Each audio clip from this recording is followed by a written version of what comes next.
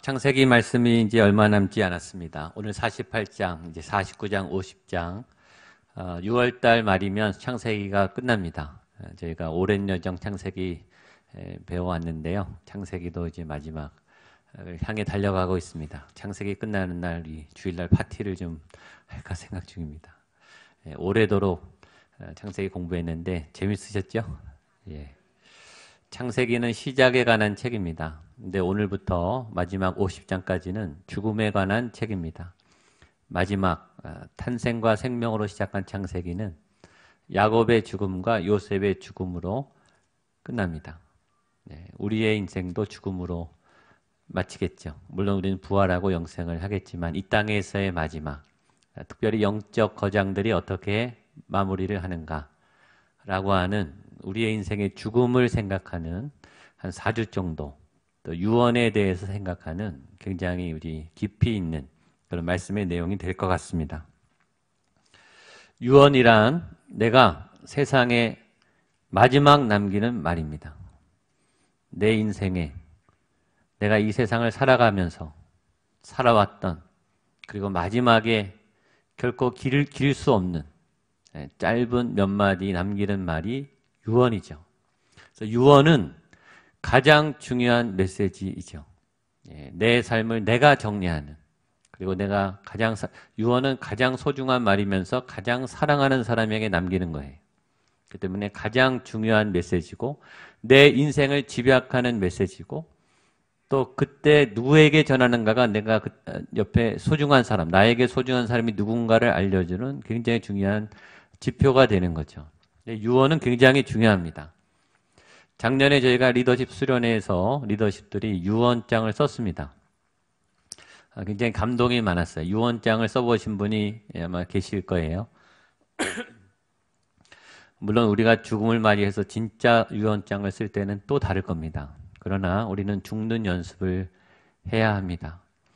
죽음이 갑작스럽게 오더라도 맞이할 수 있도록 우리는 죽음에 대한 준비를, 오늘 창세기를 보면은 48장부터 48, 49, 50 세 장에 걸치도록 굉장히 긴 야곱의 유언이 남겨져 있습니다. 죽음은 엄청난 숙제예요. 그러나 누구나 다 해야 되는 숙제이기 때문에 중요한 것이죠.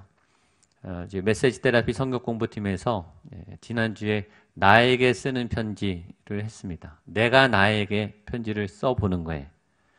불쌍한 나, 대견한 나, 힘들어하는 나, 격려가 필요한 나, 또 예쁜 나, 사랑스러운 나, 자기에게 편지 한번 써보라고 시켰어요. 근데 다 우시더라고요. 다. 본인의 삶을 돌아보는 그 진지함, 또 그 소중함, 아주 좋은 시간이었습니다. 바쁘게 정신없이 무언가를 향해 열심히 살다가 어느 날 멈춰서서 내가 지금 어디까지 왔나? 제가 지금 어디로 가고 있는가? 지금 여기는 어딘가를 돌아보는 시간은 굉장히 중요하죠. 내 삶의 궤적, 내가 발자국을 어디에 찍고 있었는가? 지금 내 발자국은 어디에 있는가? 그리고 나는 어디를 향해서 갈 것인가? 유언장 묘비명은 내 삶의 엑기스죠. 나는 무엇을 남길 것인가?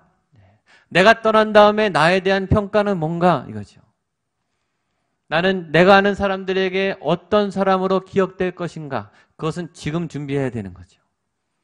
그래서 유언을 통해서 우리는 죽음을 통해서 지금 우리를 돌아보는 아주 소중한 선물을 갖게 돼요. 그래서 많은 철학자들은 죽음을 묵상해라. 죽음이란 것은 가장 파괴력이 있는 가공할 무서운 대상이지만, 그러나 죽음의 의미는 우리를 살린다. 죽음 앞에서 우리는 가장 진지해지고, 죽음 앞에서 우리는 가장 소중한 것을 발견해낼 수 있기 때문입니다. 나는 날마다 죽노라. 사도 바울이 고백했습니다. 매일 죽는 자, 매일 죽음을 준비하는 사람은 매일 진지하게 삽니다. 매일 죽을 각오로 삽니다. 그리고 매일 시간을 낭비하지 않고 바르게 살겠죠. 이번 4주간 여러분의 인생을 돌아보는, 또 누구에게 나오는 죽음을 준비하는, 또 우리가 남은 길을 어떻게 가야 할지를 돌아보는 아주 유익한 시간이 될 거라고 믿습니다.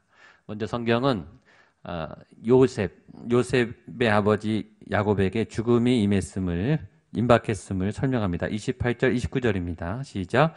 야곱이 애굽 땅에 17년을 거주하였으니 그의 나이가 이스라엘이 죽을 날이 가까움에 그의 아들 요셉을 불러 그에게 이르되 이제 내가 내게 은혜를 입었거든 청하노니 내 손을 내 허벅지 아래에 넣고 인애와 성실함으로 내게 행하여 애굽에 나를 장사하지 아니하도록 하라. 성경은 말합니다. 이스라엘이 죽을 날이 가까웠다. 이스라엘 야곱이죠. 야곱이 곧 죽게 되었다. 라고 하는 죽음에 대한 사실을 명백하게 선언해. 야곱도 곧 죽는다는 거예요. 이 말은 뭐죠? 죽음은 다 온다는 거죠. 그가 야곱이든 요셉이든 그가 모세든 그가 엘리야든 그가 베드로든 예수님도 일단 돌아가셨죠. 죽음은 다 옵니다. 누구에게나 끝이 있습니다. 누구나 다 떠나야 됩니다. 평생 직장은 없어요. 이 땅에서의 영혼은 없어요. 죽은 다음의 영혼이죠. 일단은 죽어야 되고 떠나야 되고 내려놔야 됩니다. 그 사실은 다 알아야, 다 아는데 준비하지는 않아요. 나에게는 현실로 안 다가와요. 그래서 그 끝이 다가올 때는 허둥대요. 준비를 안 했다는 얘기죠. 그리고 자꾸 집착하게 돼요. 자리에 집착을 하게 되고 과거에 집착을 하게 돼요. 준비를 안 한 거예요. 떠날 준비를 잘 해야, 내려놓을 준비를 잘 해야 하는 거죠.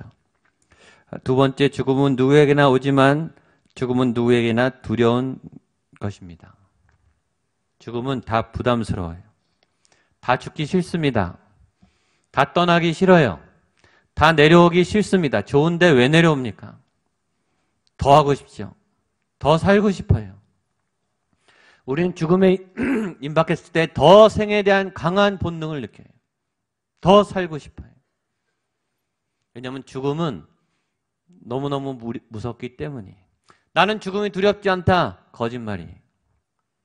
아니면 아무것도 모르는 바보예요. 죽음은요, 예수님도 두려워하셨어요.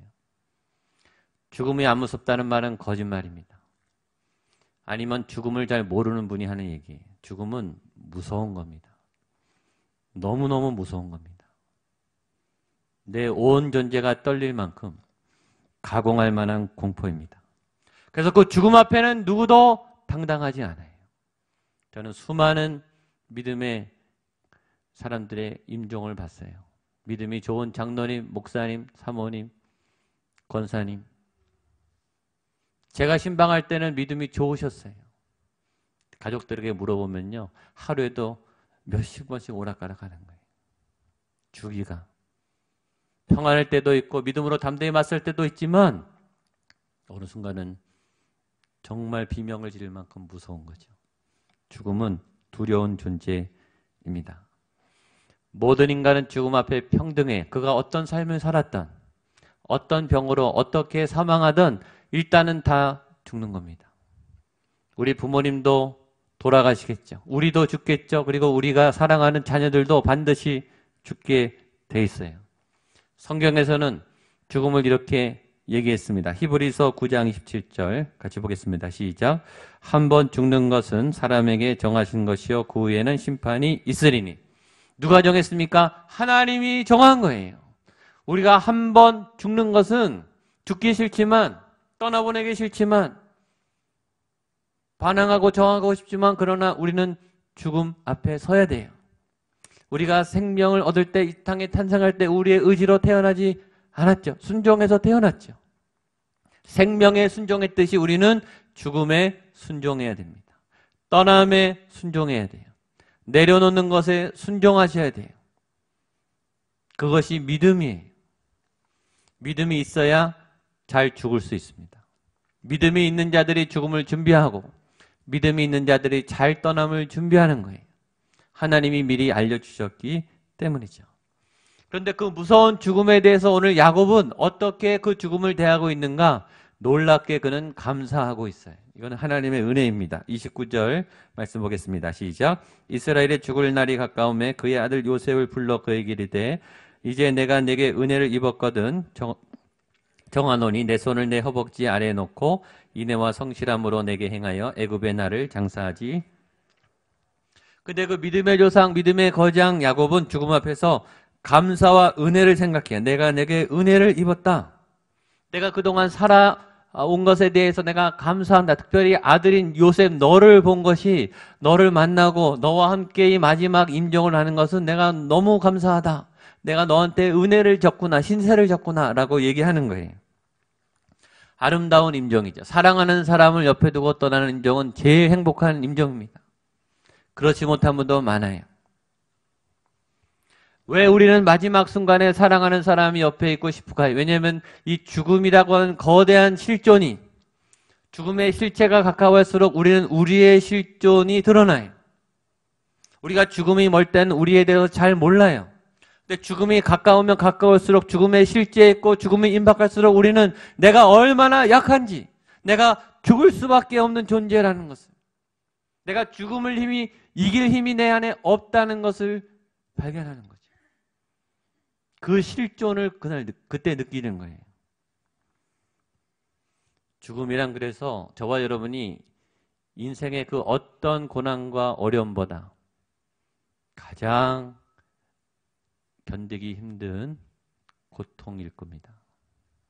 이때까지 수많은 죽음에 맞먹는 고통을 겪어보셨겠지만 그러나 죽음은 그보다 더 센 거예요. 특별히 인간은 죽음 앞에 외로워요. 병 앞에도 외롭죠. 가족이 간호해 주죠. 의사가 약을 주고 치료해 주죠. 나만 아파요. 나만. 여러분 가족이 눈물로 임종을 지켜봅니다. 나만 죽습니다. 얼마나 외롭습니까? 얼마나 무섭겠어요. 나 혼자 죽어야 되거든요. 그 두려움은 상상을 못하는 두려움이겠죠. 그나마 내 손을 잡아주는 가족이 있는 임종은 복된 죽음이라는 거예요. 그래서 야곱이 그 실존과 두려움을 느끼면서 야곱의 손을 잡고 아들아 고맙다. 아들아 내 옆에, 이 두려운 내 옆에 있어주는 게 참 고맙다. 이렇게 얘기를 하는 거예요. 그러면서 이 야곱은 또 하나를 생각해요. 언약이에요. 약속. 아들아 내가 소원이 있는데 내 시신을 애굽에다 장사 지내지 말아라. 왜냐하면 내가 돌아가야 될 땅이 있기 때문이다. 내가 내 아내를 묻고 우리 조상을 묻었던 그 가나안 땅, 하나님의 약속의 땅에 나를 다시 돌려보내주라. 마지막 순간에 야곱은 하나님의 말씀을 기억해. 언약을 기억하는 거죠. 여러분 우리의 마지막 순간에 하나님을 기억하게 되기를 축복합니다. 그리고 우리가 돌아가야 할 그 자리로 다시 돌아가게 되기를 축복합니다. 저와 여러분 어디로 가야 됩니까? 본향을 가야죠. 흙으로 돌아가는 게 아니라 천국으로, 본향으로, 하나님 품으로, 하나님의 약속의 땅으로 돌아갈 그 소망을 잊지 않게 되기를 축복합니다. 그 유언을 하는 거예요. 그랬더니 요셉이 순종합니다. 30절 31절입니다. 시작. 내가 조상들과 함께 눕거든 너는 나를 애굽에서 메어다가 조상의 묘지에 장사하라. 요셉이 이르되 내가 아버지의 말씀대로. 야곱이 또 이르되 내가 맹세하라 하매 그가 맹세하니 하나님 이스라엘이 침상머리에서 하나님께 경배하니라. 아멘. 이 야곱은 제일 중요한 유언을 하고 아들은 것을 순종하는 아들이었어요. 그러니까 더 행복하죠. 요셉이 대답합니다. 내가 아버지의 말씀대로 행하리다. 순종은 이런 거죠. 말씀대로 행하는 거예요. 따라하세요. 말씀대로 행하리다. 크게 말씀대로 행하리다. 말씀대로 행하겠습니다. 이유가 없어요. 질문도 없어요. 그냥 네, 하겠습니다. 그게 순종이죠. 부모님들이 제일 좋아하는 자녀는 순종하는 자녀예요. 말 잘 듣는 자녀. 자꾸 대들고 변명하고 내 대답을 했는데 안 하는 그런 자녀는 부모님 속이 뒤집힙니다. 부모님들이 제일 좋아하는 자녀는 네 하고 하는 자녀예요. 그렇죠? 직장 상사는 어떤 부하를 원할까요?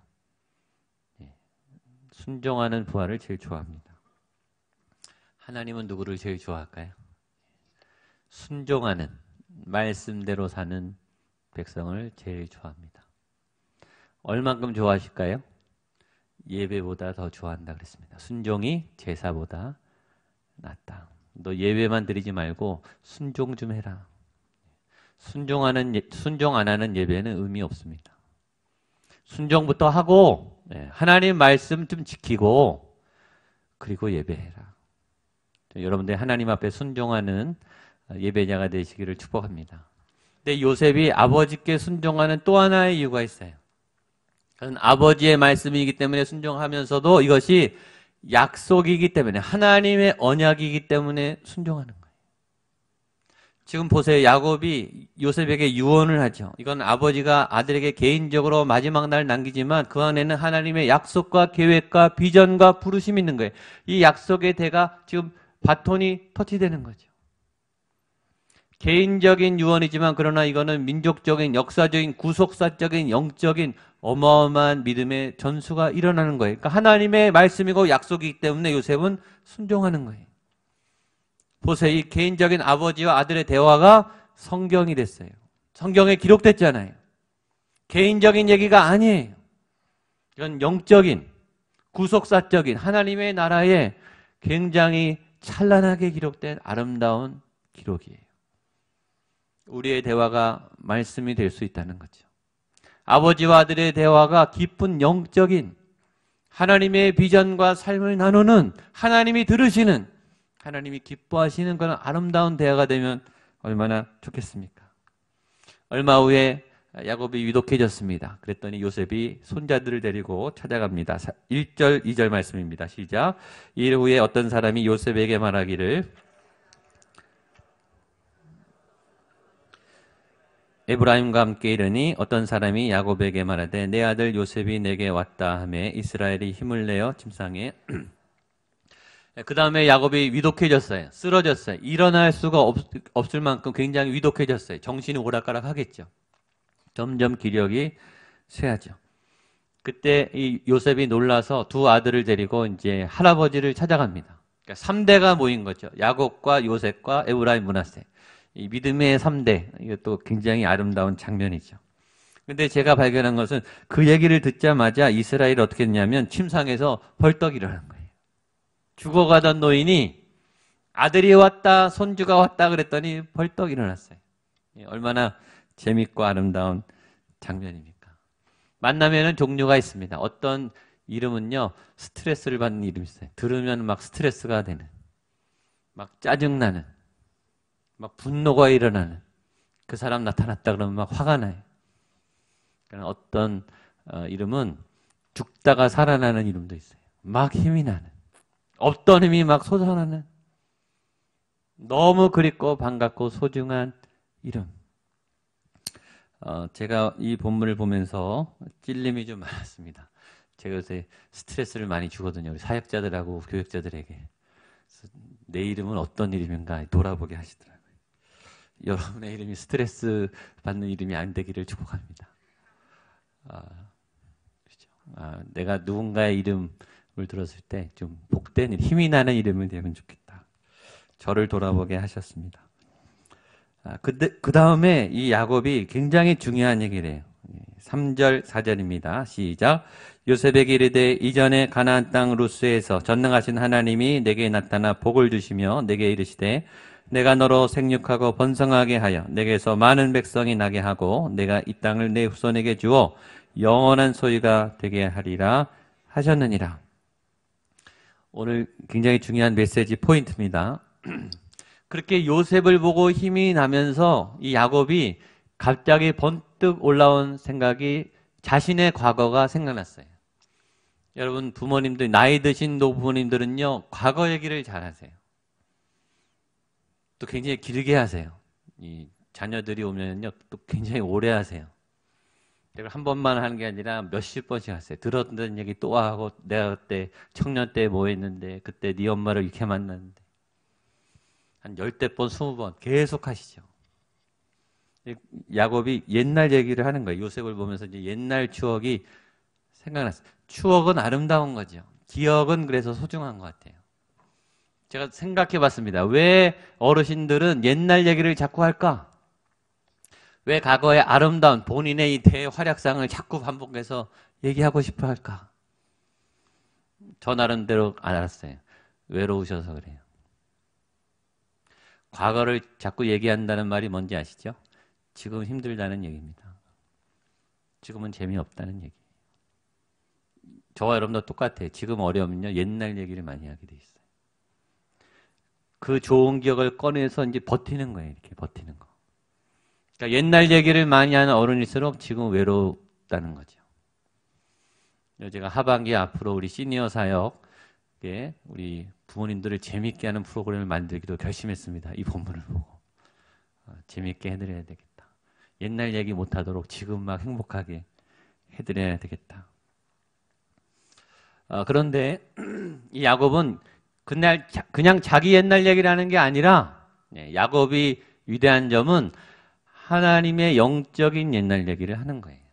무슨 얘기를 하냐면 루스, 베델입니다. 베델이 뭔지 아시죠? 야곱이 처음 야반도주에서 광야에서 처음 자기가 인격적으로 성령 체험을 한 하늘문이 열리는 하나님을 만난 그 첫 사건. 하늘문이 열려서 하늘에 사닥다리가 오르는 날에 했던 그 인생의 그 첫 하나님을 만났던 은혜와 감격을 오늘 요셉을 보면서 얘기하는 거예요. 그게 기억이 난 거예요. 그때 하나님이 야곱에게 하신 말씀을 기억한 거예요. 그때 하나님이 4가지를 말했습니다. 첫 번째는 내가 너를 복을 주겠다. 두 번째, 너는 생육하고 번성하게 될 거다. 세 번째, 너는 여러 민족을 이루게 할 거다. 네 번째, 내가 너에게 땅을 주겠다. 이 4가지 약속.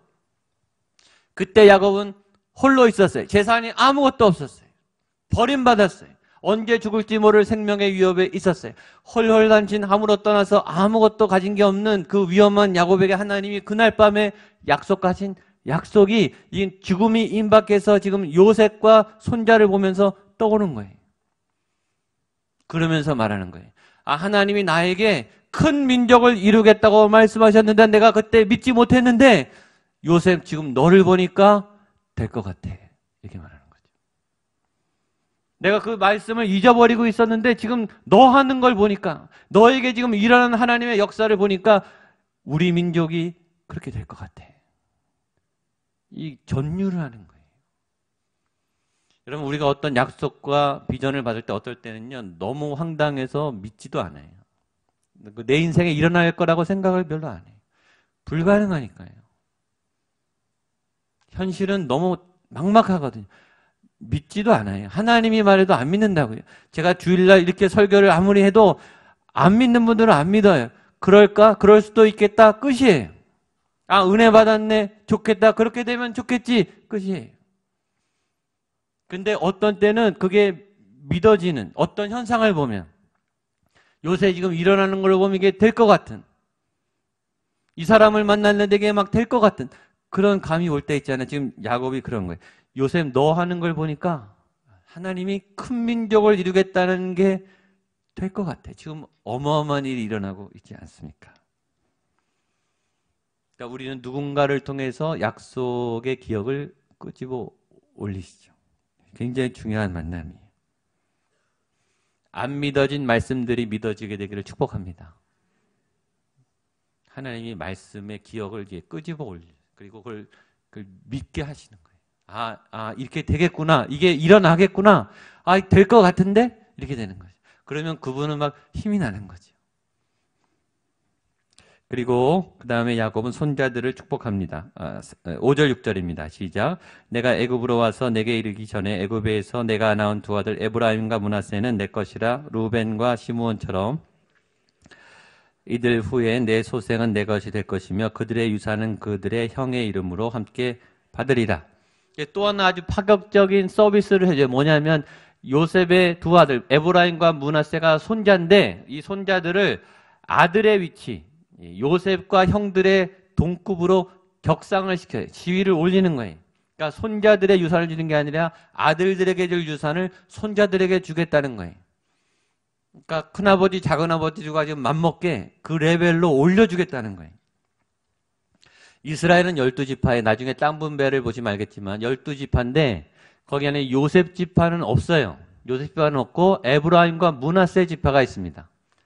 그러면 12지파인데 요셉 대신에 에브라임과 므낫세가 되면 13지파가 돼야 되는데 레위 지파, 제사장 지파는 땅을 안 가져요. 그러니까 12지파가 기업이 나눠지는 거예요.